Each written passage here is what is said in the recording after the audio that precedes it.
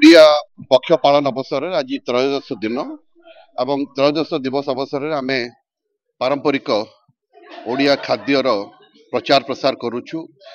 यार मुख्य उद्देश्य हूँ जे आमर जो खाद्य पदार्थ अच्छी आमर वेशभूषा अच्छी सेगुड़िक जलवायु द्वारा नियंत्रित होता है।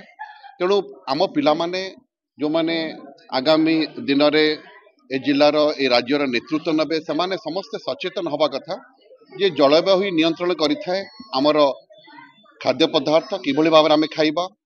तेणु से जदि मन इच्छा वेस्टर्न फूड्स खाइबे जंक फूड खाइबे ता द्वारा सेमानकर केवल जे मेद वृद्धि हब नाही अनेक प्रकार स्वास्थ्यर हानि मध्य हब।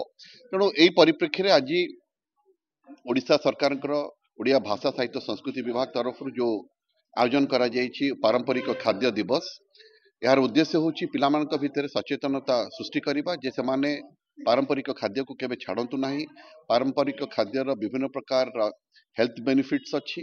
द्वितीय कथा हूँ सेमाने पारंपरिक खाद्य खाइबा द्वारा सेमाने निजर संस्कृति निजर परंपरा निजर ऐतिह्य संपर्क में मध्य सचेतन हेबे एवं सेति सचेतन हेले सेमाने तांको माटी को भल पाइबा माँ को भल पाइबा एवं एई वार्ताटी रखा जायछि ओडिया पक्ष पालन अवसर आज त्रयोदश दिवस अवसर में आशा करुच्ची आपण मान चैनल जरिया आज जो मैंने आज ये उपस्थित थे आम समस्ते ये पारंपरिक खाद्य खाइचे एवं तार भरपूर मजा नहींचे एवं पिला माने मध्य भरपूर मजा नवाक मोर अनुरोध। धन्यवाद। पक्ष 2025 पालन अवसर में आम भद्रक पौर तरफ जो पारंपरिक खाद्य दिवस पालन कर समस्त मुझे धन्यवाद देवी साधुवाद देवी स्वागत करी।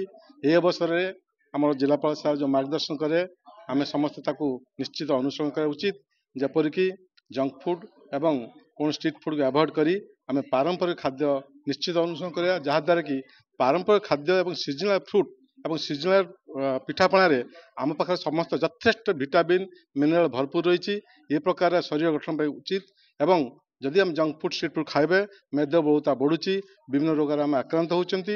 एक सुस्थ समाज सुस्थ ओडिशा सुस्थ राज्य सुस्थ प्रदेश गठन पाई सुस्थ देश गठन पाई समस्त अनुरोध करी यही अवसर में ये पारंपरिक खाद्य को समस्त ग्रहण करेंगे और आगू कंटिन्यू करेंगे जहाद्वारा सुस्थ समाज गठन कर।